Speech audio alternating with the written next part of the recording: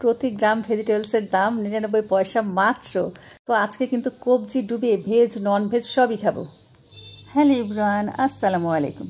আশা করছি দেশের যে প্রান্ত থেকে যে যেখান থেকে এই ভিডিওটি দেখছো সবাই খুব ভালো আছো, সুস্থ আছো। আলহামদুলিল্লাহ, আমিও তোমাদের দয়ে অনেক ভালো আছি। বরাবরের মতো আমার চ্যানেল সামিরাস লাইফস্টাইল ব্লগ থেকে আমি সামিরা তোমাদের সবাইকে অনেক অনেক শুভেচ্ছা ও ভালোবাসা জানিয়ে ঢাকা থেকে আজ নতুন আরও একটি ভিডিও উপস্থাপন করছি। আশা করছি আজকের ভিডিওটা তোমাদের খুব ভালো লাগবে। তো সকালবেলা তো ঘুম থেকে অনেক আগেই উঠেছি, আর আজকে প্ল্যান করেই রেখেছি কোনো বাইরের পরোটা খাবো না বা ফ্রোজেন পরোটা খাবো না। তো গতকাল কিন্তু এই চালটা আমি ভিজিয়ে রেখেছিলাম, সকালবেলা ভেবেছি নাস্তা তৈরি করব। তো নাস্তাটা দেখতে কিন্তু অনেকটাই খোলা জালির পিঠার মতো, তবে খোলা জালি পিঠা না। আমি এখানে আর কি 2টা ডিম নিয়েছি, আর ডিমের সাথে চালের গুঁড়া আর সামান্য একটুখানি চিনি আর স্বাদ মতো একটু লবণ মিক্সড করেছি। এতে করে কি হয়, এটা খুব আর কি ক্রিস্পি হবে, খেতে খুব ভালো লাগবে। একটু হালকা মিষ্টি মিষ্টি হলে খেতে কিন্তু ভালো লাগে। আর খোলা জালি পিঠার মধ্যে কিন্তু ডিমের পরিমাণ আরেকটু বেশি লাগে, আর চিনি কিন্তু দেয়া লাগে না। তো এই যে দেখো, আমি একে একে চাপটিগুলো বানিয়ে নিচ্ছি। এটা চাপটি বলবো না পিঠা বলবো আমি বুঝতেছি না, তবে এইটা খেতে চা দিয়ে যে কি মজা লাগে। আমি প্রায় সময় আর কি এই পিঠাটা চা দিয়ে করে খাই, খুব ভালো লাগে। তো কিছু পিঠা পাতলা হয়েছে, পরে ভাবলাম যে এত সময় আসলে নেওয়া যাবে না, একটু মোটা মোটা করে বানিয়ে ফেললাম। আর এই যে এখন শুধু বলটাবো আর চা দিয়ে খাবো। তো আমার বরকে দিয়েছি আর আমার মাকেও দিয়েছি। মা আর কি বসে বসে টিভি দেখছে, মানে ওয়াজ শুনতেছে আর খাচ্ছে। আর আমি আর আমার বর এখানে বসে খাচ্ছি।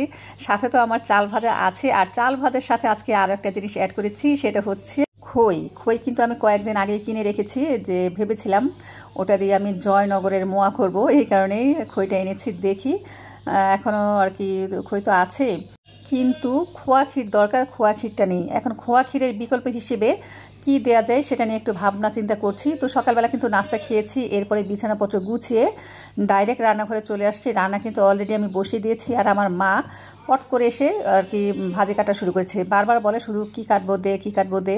আমি কিন্তু এই কারণে মাকে রান্নাঘরে পাঠাই না, বলি যে কোনো কাজ নেই বসেন, কিন্তু টুক করে এসে এই যে দেখি ভাজি কাটা শুরু করছে।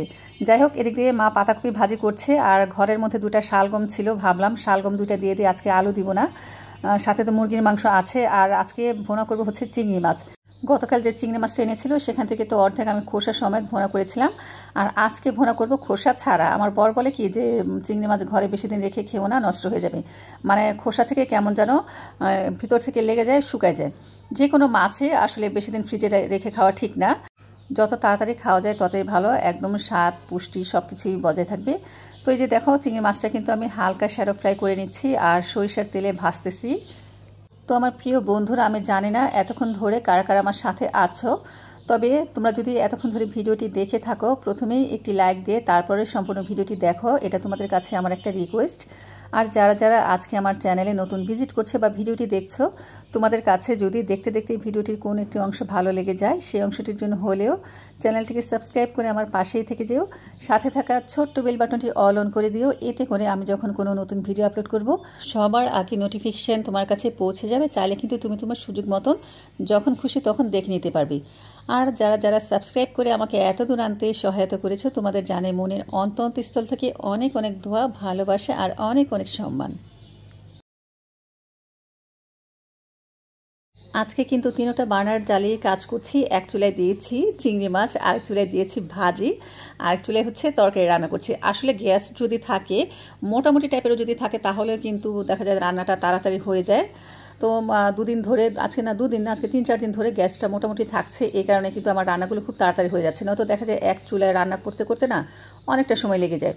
তো আমি কিন্তু আর কি চিংড়ি মাছ ভোনা করার জন্য পেঁয়াজ মশলা ভালো মতন কষিয়ে নিয়েছি। আর পানি দেওয়ার আগে আমি কী করি জানো, ডিম হোক বা মাছ হোক যদি ভোনা করি, সেক্ষেত্রে একটু মশলার সাথে দিয়ে দেখা যায় 20-30 সেকেন্ড একটু নাড়াচাড়া করে তারপরে কিন্তু পানিটা অ্যাড করি। আমার কাছে মনে হয় কি এতে আর কি ভোনার টেস্টটা আর কি মাছ হোক বা ডিম হোক একটু খেতে ভালো লাগে। আমি আর কি এই 2টা জিনিসের ক্ষেত্রে তাই করি।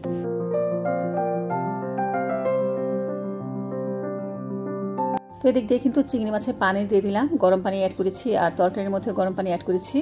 তো বেশি ঝোলটা টানাবো না, হালকা টানাবো। আর ভাজির মধ্যেও কিন্তু আমি জাস্ট শুধু 2-3টা কাঁচামরিচ দিয়েছি আর একটু লবণ দিয়েছি। আজকে ভাজির মধ্যে কিন্তু কোনো আমি হলুদের গুঁড়া দেইনি। সাধারণত দেখা যায় আমরা যে কোনো ভাজিতে হলুদের গুঁড়াটা ব্যবহার করি না। তারপর মাঝে মাঝে দেখা যায় আমি আর কি পাতাকপি ভাজির মধ্যে 1 চিমটি পরিমাণ এতদিন রান্না করেছি যে হলুদের গুঁড়া ব্যবহার করেছি, তো আজকে হলুদের গুঁড়া ছাড়াই ভাজি করতেছি। এভাবে খেতে কিন্তু খুব ভালো লাগে। তো দেখো আমি কিন্তু বাগার দিয়ে দিলাম, আর বাগারে দিয়েছি রসুনের কুচি, পেঁয়াজের কুচি। তবে আমি যখন এডিট করতে যাচ্ছিলাম তখন মনে হয়েছে আমি আজকে কিন্তু শুকনো মরিচ দিইনি। সাধারণত দেখা যায় ভাজি বাগারে আমরা শুকনো মরিচ ব্যবহার করি। তো আমার রান্না বাড়া কিন্তু একদম কমপ্লিট, তোমাদের একটু ফাইনাল লুকটা দেখিয়ে দিলাম। তো এই হচ্ছে আমার চিংড়ি মাছ ভোনা, আর হচ্ছে মুরগির মাংসের ঝোল আর পাতাকপি। এই হচ্ছে আমার দুপুরের আজকের মেনু। তো এই যে দুপুরে খাবার সবাই খেতে বসছে, এখন ঘড়িতে প্রায় 2:45 মতো বাজে। নাফিকে তার বাবা খাইয়ে দিচ্ছে, কারণ সে তো আর হাত দিয়ে খাবে না। হাত দিয়ে যদিও খায় দেখা যায় 4 ভাগের 1 ভাগ খেয়ে উঠে যায়। তো এই কারণেই নাফিকে খাইয়ে দিচ্ছে। আর তাসনিমের অলরেডি খাওয়া শেষ হয়ে গেছে, আর আমি একটু বসে বসে আর কি ভিডিও করছি। যদি ভিডিওটা না করি তাহলে তো আর করাই হবে না, কারণ আমাকে ভিডিও কে করে দিবে? কেউ কিন্তু পছন্দ করে না ভিডিও করা। এই যে ভিডিও করছি, আর আমার হাজব্যান্ড বলছে এই কেন ভিডিও করো, আমার মা বলছে ভিডিও করা কি দরকার খাওয়ার সময়। তো প্রতিটা ফ্যামিলিতেই কিন্তু আসলে এমন কম বেশি হয়, আমি জানি। আমার আপুরা অনেকটাই জোর জবস্তি করে ভিডিওটা করে, খুব কম ফ্যামিলি আছে যারা সাপোর্ট করে। আর এদিক দিয়ে কিন্তু আমার বরের খাওয়া শেষ। তো বরের প্লেটেই আমি খেতে বসে গেলাম না ধুয়েই। অনেকে আবার বইল না, ছি আপু তুমি ধোয়া প্লেটে খাচ্ছ। তো হাজব্যান্ডের প্লেটে কিন্তু খাওয়া কিন্তু সুন্নত, এটা আমরা সবাই জানি, তাই আর ধুইলাম না। আর আমি ভাত নিয়েছি, প্রথমেই নিয়েছি ভাজি। তো ভাজির সাথে যেটা আমি নিয়েছি সেটা হচ্ছে বোম্বাই মরিচ। তো আমার মা বলছে তুই এখন বোম্বাই মরিচ খাবি? আমি বললাম যে হ্যাঁ খাবো। বোম্বাই মরিচ দিয়ে খেতে কী যে ভালো লাগে। মরিচটা হালকা ঝাল, হালকা ঘ্রাণ আছে না, কিছু মরিচ অনেক কড়া ঝাল হয়, ঘ্রাণ হালকা হয়। আবার কিছু মরিচ আছে একদম ফ্লেভারে ভর্তি, বোম্বাই মরিচের ঝালের পরিমাণ কম, ওই মরিচটা কিন্তু খুব ভালো। আসলে ওই ধরনের মরিচ সবসময় পাওয়া যায় না। তো আমার বর কিন্তু আমাকে কয়েকদিন আগে এনে দিয়েছিল, তারপরে আবার এনেছে, জানে যে আমি বোম্বাই মরিচটা খেতে পছন্দ করি। এই কারণে আর কি সে কিন্তু শেষ হওয়ার আগে আবার আমার জন্য নিয়ে আসি। তো খাওয়া দাওয়া শেষ করে 2 বান্ধবী একটু শপিংয়ে বের হচ্ছি, শপিংয়ের উদ্দেশ্যে। কী কী কিনবো জানি না, জাস্ট বের হচ্ছে। যদি কিছু পছন্দ হয়, তবে একটা অ্যাম্বিশন তো আছে যে এই জিনিসটা আমরা কিনবো বা দেখবো। দেখা যাক, চলো বন্ধুরা দেখতে থাকো। দেখো কোথায় যায়। ঘড়িতে এখন অলমোস্ট 4:30 মতো বাজে। 2 বান্ধবী অনেক দিন পরে বের হলাম। আসলে আমি আর আমার বান্ধবী যখন একসাথে বের হই আমাদের মনটা একটু অন্যরকম হয়ে যায়। মনে হয় যেন আমার হাজব্যান্ড, আমার বাচ্চা, আমাদের সংসারে কিছুই নাই, ওরও আমারও, মানে দুজনের কাছে খুবই ভালো লাগে, খুবই আনন্দ করি। আসলে বলে না বন্ধুর মতো বন্ধু হলে একজনই যথেষ্ট, 4 জন 5 জন লাগে না। বা বয়সও কিন্তু বাধা হয়ে দাঁড়ায় না। অনেকেই দেখবা যে সেম বয়স, আবার অনেকেই দেখবা অনেক ছোট বড় বয়সী, কিন্তু মনটা কিন্তু দুজনেরই একরকম। তো আমার বান্ধবী আমার মনটা দুজনেরই কিন্তু একরকম, একসাথে একই টাইপের মিলে গিয়েছে বলতে গেলে। তো এই যে দুজনে মিলে চলে আসছি, তোমরা নিশ্চয়ই বুঝতে পেরেছো কোথায় আসছি। আমরা আসছি বসুন্ধরা সিটিতে। মূলত একটা মোবাইল দেখবো সেই উদ্দেশ্যেই আসছি। তো মোবাইল দেখলাম, কিন্তু আমরা যে মোবাইলটা চাচ্ছি বা যেখানেরটা চাচ্ছি সেখানেরটা পাচ্ছি না। আমরা মূলত চাচ্ছিলাম ইউএসের একটা আর কি আইফোন দেখব, কিন্তু ইউএসেরটা নেই, এখানে আছে সিঙ্গাপুরের, তাও অল্প কয়েকটা আছে। তো দেখা যাক, পরবর্তীতে হয়তো বা আমরা বলে আসছি, আমাদের ফোন নাম্বার দিয়ে আসছি, যদি আসে ইউএসেরটা পাওয়া যায় আমাদের যেন নক দেয়। তো মোবাইলের মার্কেট থেকে চলে আসলাম, ওখানে প্রচুর ভিড় আন্ডারগ্রাউন্ডে আর কি ভিডিও করব, সেই ভিডিও করার মন মানসিকতা ছিল না। আবার যদি কিনতাম মোবাইলটা তখন অবশ্যই ভিডিও করতাম। যাই হোক, বের হয়ে চলে আসছি। এরপরে আমরা 2nd ফ্লোর আর 3rd ফ্লোর থেকে কিছু কেনাকাটা করলাম দুজনেই, অল্প কিছুই। তারপর চলে যাচ্ছি একদম টপ ফ্লোরে, যেখানে খাবারের দোকান আছে সেখানে যাচ্ছি। আর দেখতে দেখতে যাচ্ছি জুয়েলারির দোকানগুলো। মন চাচ্ছিল একবার ভিতরে ঢুকি, তারপর আবার বললাম যে না থাক, যাব না, যখন কিনবো তখনই যাব। আসলে আমরা মেয়ে মানুষ, আর মেয়ে মানুষ গয়না দেখে কি মাথা কি ঠিক রাখতে পারে? তখন কষ্ট হলেও জোর করে হলেও কিছু না কিছু কিনতে হবে। এই কারণেই আর কি ওখানে ঢুকলাম না, ডাইরেক্ট চলে আসলাম টপ ফ্লোরে। আর আমরা এখানে আসছি মূলত একটা স্পেসিফিক আইটেম খাওয়ার জন্য, কোনো চিকেন ফ্রাই বা কোনো বার্গার টার্গার খাওয়ার জন্য না। আমরা বেশ কয়েকদিন আগে এখানে আসছিলাম। এই যে দেখো জায়গা মতন চলে আসছি কী খেতে। তো এখানে কিন্তু ভেজিটেবলের অনেক আইটেম আছে, বুফের মতো, প্রতি গ্রাম 90 পয়সা করে নেয়। তো এর আগে আমরা আসছিলাম, এসে তো আর কি যা পাইছি তাই নিছি, আর কি ভাবি নাই যে কেমন হবে খেতে। তো আমার একটা সুবিধা হয়েছে কি এতে, যখন আমি আর কি প্রথমবার খেয়েছিলাম আমার এই এক বাটি 700 টাকা হয়েছিল। তো 90 পয়সা করে বোঝো আমি কতগুলো জিনিস নিয়েছিলাম। তারপর ওখান থেকে যা যা ভালো লেগেছে সেগুলো তো আমার মনে আছে। তো এবার কিন্তু সেই জিনিসটা আর ভুল করব না, কথায় আছে মানুষ ঠেকেই তারপর কিন্তু শিখে। তো আমি যদি সেদিন এতগুলো আইটেম না খেতাম বা এতগুলো আইটেম না নিতাম তাহলে কিন্তু আমি বুঝতাম না আসলে কোনটা ভালো কোনটা খারাপ। আর ঠিক আমি বুফেতে গেলেও কিন্তু তাই করি, প্রত্যেকটা জিনিসেই একটু একটু করে নেই, টেস্ট করে দেখি কোনটা ভালো, সে অনুযায়ী পরে গেলে আবার ওটা বুঝে শুনেই খাই। তো আমার বান্ধবী নিল, ওর হয়েছে 382 টাকা।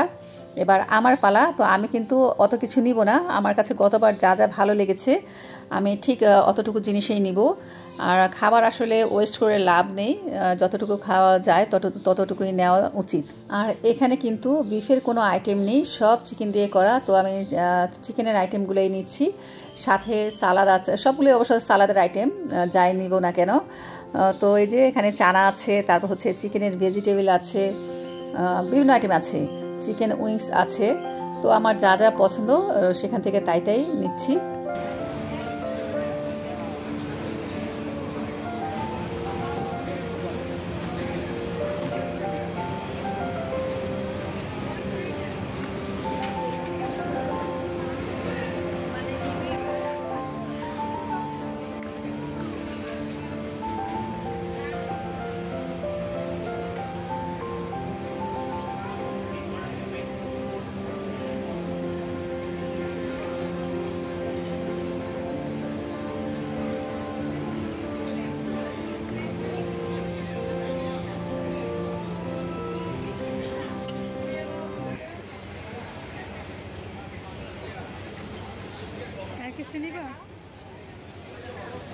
তো আমার নেওয়া শেষ, যা যা পছন্দ তাই সব কিছু নিয়ে নিলাম।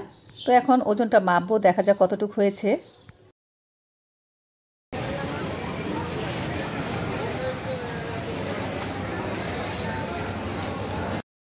তো আমারটা ওজন অনুযায়ী 99 পয়সা অনুযায়ী টোটাল দাম আসছে 270 টাকা।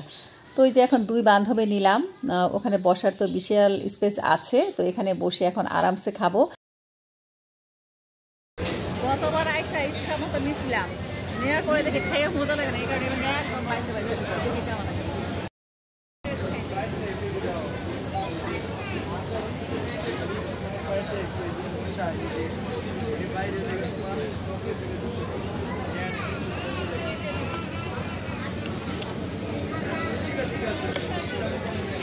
আমি না মাশরুমও নিয়েছি, শুধু আর কি মাশরুম রান্না, মাশরুম আমার কাছে ভীষণ ভালো লাগে।